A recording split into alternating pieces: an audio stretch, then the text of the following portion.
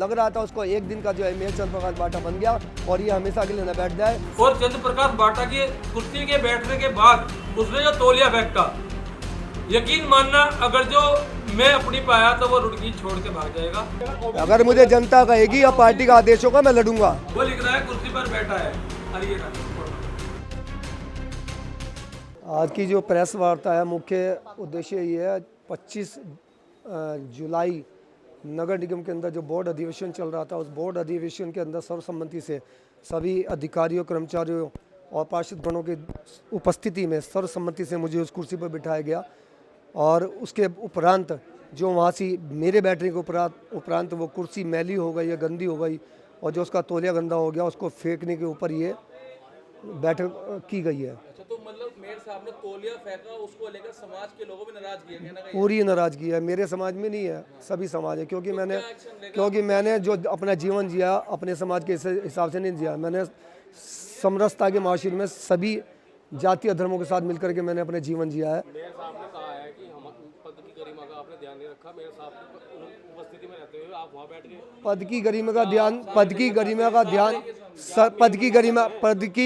का ध्यान उसे रखना चाहिए जो बार बार बोर्ड की मीटिंग में उठ करके भाग जाता है। और इस बार जब बोर्ड की मीटिंग में वो आए थे मेयर साहब, मैंने उठ करके उनको सम्मान दिया, मेयर साहब आ जाओ, और ये पूरा नगर देख रहा है वो भाग रहे हैं, वो बैठ ही नहीं रहे हैं। अच्छा, वहाँ पर जब थे वहाँ मीडिया भी नहीं, तो आप लोगों ने कुछ जो वहाँ के कर्मचारी है, अधिकारी है नगर के, वहाँ उनके साथ अभद्रता करी, वो नाराज होकर चले गए थे? उनके साथ कोई अभद्रता नहीं करी, ये योजना का एक हिस्सा था। उन्होंने जिस तरह की ये जब सर्वसम्मति से सदन ने मुझे बिठा दिया उसके बाद कार्रवाई प्रारंभ हो गई थी। जीडी जो प्रोसीडिंग बुक है, प्रोसीडिंग बुक के अंदर कुछ लिखा ना जाए आज के इतिहास में, आज के दिन में, क्योंकि लग रहा था उसको एक दिन का जो है मेयर चंद्र प्रकाश बाटा बन गया और ये हमेशा के लिए न बैठ जाए, तो कोई प्रोसीडिंग बुक में ना लिखा जाए। क्योंकि मेरा पहला उद्देश्य था रुड़की की जो विकास की गति जो थमी हुई है, उस विकास की गति के अंदर जो टेंडर थे, उन टेंडरों का बोर्ड की मीटिंग प्रारंभ होने से पहले उन टेंडरों पे मुझे साइन करने थे, और वो साइन करने का अधिकार या तो मेयर साहब का था या मुझे सदन में उपस्थित होकर के वहाँ बिठाया था, वो साइन मुझे करने थे।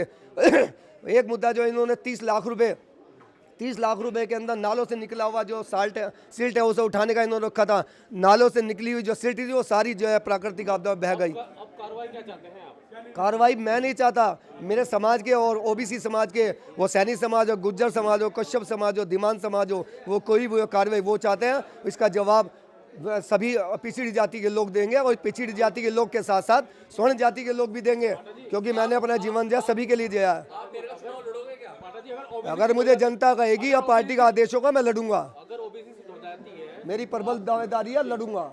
मैं ओबीसी में आता हूँ, मैं 4-5 बार का पार्षद हूँ और दुनिया भर के मैंने मुकदमे कराए, तो मैंने कोई अपराध ऐसा नहीं किया है। अगर ऐसा किया होता था आज जेल के वक़ार होता, उसमें आज पूरे नगर की मुझे सपोर्ट है और सारे मुकदमे भी मुझे और मेरे धीरे धीरे ख़त्म भी हो रहे हैं, कुछ हैं वो भी समय के साथ निमट जाएंगे, कोई चिंता नहीं है।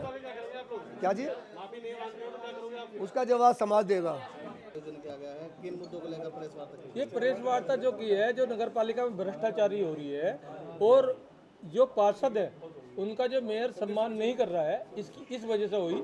और उसमें भी विशेषकर जो सबसे सीनियर और वहाँ के जो अब पिछले चार योजनाओं से पार्षद है बाटा जी, उनकी वजह से भी, और जो मेरे समाज के भी है, मेरी जाति के भी हैं। और फिर अगर जो मैं अपने समाज के लिए कुछ नहीं कर सकता तो मेरा जीना बेकार है।